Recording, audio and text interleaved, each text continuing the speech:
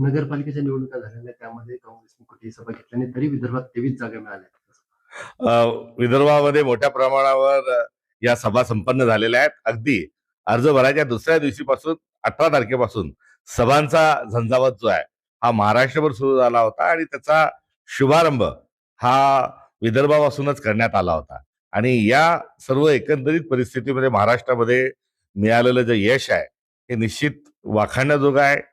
सत्ताधारी हे फार मोठ्या प्रमाणावर आक्रमक होते. पैशाचा, धनशक्तीचा वापर, सत्तेचा वापर, दमदाटी, गुंडागर्दीचा वापर करून निवडणुका ह्या होऊच द्यायच्या नाही, लढूच द्यायच्या नाही आणि विरोधकांना कुठेही मोकळीक द्यायची नाही असं नियोजन असतानाही काँग्रेसचा कार्यकर्ता हा अत्यंत कर्मठ स्वरूपामध्ये हा आपल्या ठिकाणी तो उभा होता. कुठल्याही प्रकारची त्यांनी तडजोड केली नाही. किंबहुना सरपे कफन बांधकर जे आपण म्हणतो तशाच अनुषंगाने काँग्रेसचा प्रत्येक कार्यकर्ता हा मैदानात होता.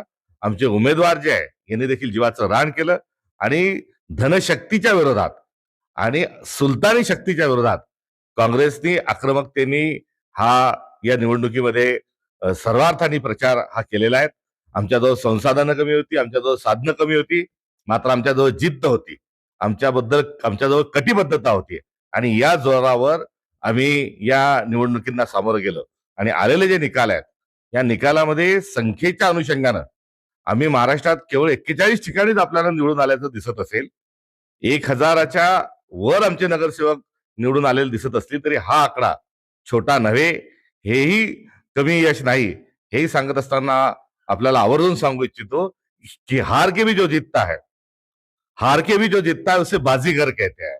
आणि ही बाजीगराची नेमकेपणाने भूमिका काँग्रेसच्या आमच्या कार्यकर्त्यांनी, आमच्या नेतृत्वाने महाराष्ट्रामध्ये ही अधोरेखित केलेली आहे.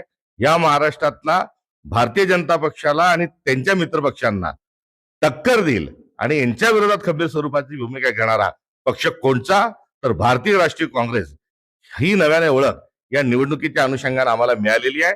आणि या जबाबदारीचा निर्वाह आम्ही पुढील काळामध्ये निश्चितपणे करू अशा प्रकारचं देखील अभिवचन या निमित्तानं सर्व कार्यकर्त्यांचं अभिनंदन करत असताना आणि मतदारांचं धन्यवाद आणि आभार व्यक्त करत असताना ही गावी या निमित्तानं देऊ इच्छितो. आणि आमची जी लढाई आहे ही वैचारिक लढाई आहे.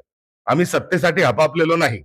भारतीय जनता पक्ष ज्या पद्धतीनं आणि ज्या मार्गाने सत्ता मिळवते तो मार्ग आमचा नाही.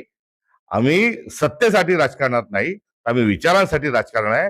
भाजप, शिंदेसेना, अजित पवार हे ज्या मार्गाने सत्ता मिळवतात त्या मार्गाने आम्हाला सत्ता नको.